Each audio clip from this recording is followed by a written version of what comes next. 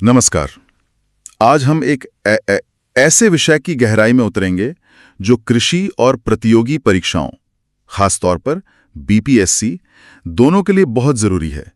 हम बात करने वाले हैं एक कीट के बारे में जो फसलों को बहुत ज्यादा नुकसान पहुंचाता है, पिंक स्टेम बोरर। जी, गुलाबी तना छेदक। इसका वैज्ञानिक नाम है सेसामिया इन्फेरेंस। हाँ, सेसामिया इन्फेरेंस।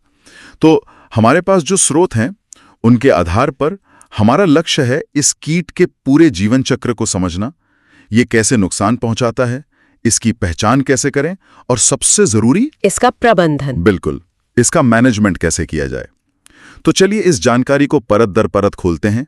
तो सबसे पहले यही समझते हैं कि जब ये कीट किसी फसल पर हमला करता है तो हमें पता कैसे चलता है, इसके लक्षण क्या हैं? इसका सबसे पहला और सबसे साफ दिखने वाला लक्षण है पौधे में डेड हार्ट का बनना। Dead heart? जी, डेड हार्ट होता ये है कि इसका जो लार्वा होता है गुलाबी रंग का, वो पौधे के तने में घुस जाता है और उसे अंदर से खाने लगता है।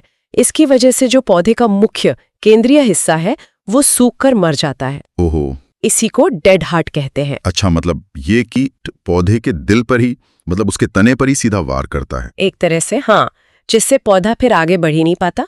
ये तो काफी विनाशकारी है ना? बहुत ज्यादा।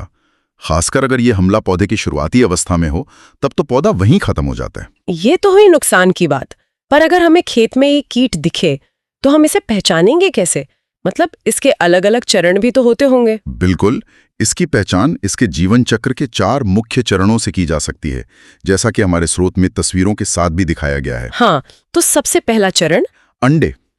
इसके अंडे मोतियों की तरह दिखते हैं और वो पत्तियों की जो परत होती है ना, जिसे लीफ शीट कहते हैं, जी, उसके अंदर कतारों में दिए जाते हैं, छुपे हुए। अच्छा, आसानी से दिखते नहीं है? नहीं, बिल्कुल नहीं। ठीक है। अंडों के बाद आता है लार्वा, और यही वो अवस्था है जो सबसे ज्यादा नुकसान पहुंचाती है।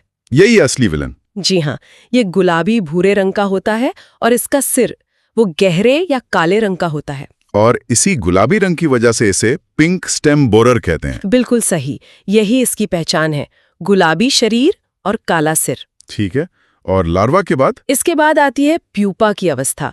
ये लार्वा और वयस्क कीट के बीच का स्टेज है। एक तरह का ट्रांसफॉर्मेशन स्टेज। हाँ, कह सकते हैं।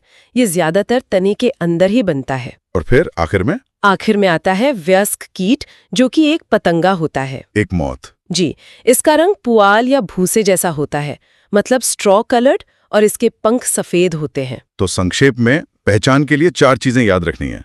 1, पत्तियों के अंदर छिपे हुए मोती जैसे अंडे। भूसे जैसे रंग का पतंगा जिसके पंख सफेद हों। ये जानकारी तो परीक्षा के लिए बहुत उपयोगी है। निश्चित रूप से। ठीक है, तो हमने नुकसान और पहचान दोनों को समझ लिया।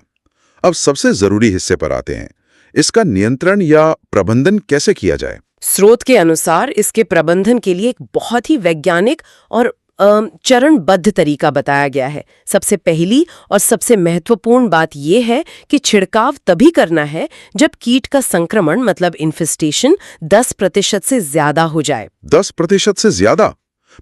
ऐसा नहीं कि 1-2 कीट दिखें और छिड़काव शुरू कर दिया? नहीं, बिल्कुल नहीं। पहले संक्रमण का स्तर देखना जरूरी है। जी हाँ, इसे इकोनॉमिक थ्रेशोल्ड लेवल या ETL कहते हैं। ये बहुत जरूरी कॉन्सेप्ट है। ETL? ठीक है, तो मान लीजिए कि संक्रमण 10% पार कर गया, अब क्या?